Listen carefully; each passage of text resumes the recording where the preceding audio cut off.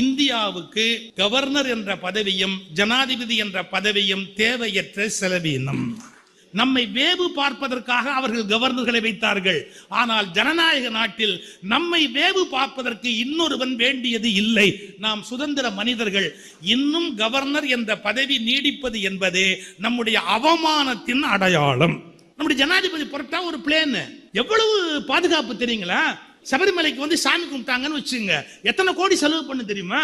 நீங்களும் நானும் அப்படி செலவு பண்ண முடியுமா?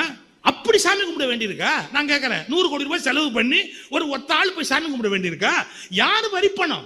நம்முடைய அரசமைப்பு சட்டத்தை வடிவமைத்தவர்கள் இவ்வளவு மோசமானவர்கள் எல்லாம் உயர்ந்த பதவிகளுக்கு வருவார்கள் என்று அப்போது நினைத்து பார்க்கவில்லை. இதான் உண்மை. இதை சொல்றதுக்கு நான் கொஞ்சம் கூட வெக்கப்படவே இல்லை. ஃபெர்டிலிட்டி சென்டர் உதவி இல்லாம குழந்தையே பிறக்க மாட்டேங்குது. அப்ப நம்ம என்ன புரிஞ்சுக்கணும்? சடங்குகள்லாம் ஒரு பெரிய விஷயம் அல்ல. அவைகளை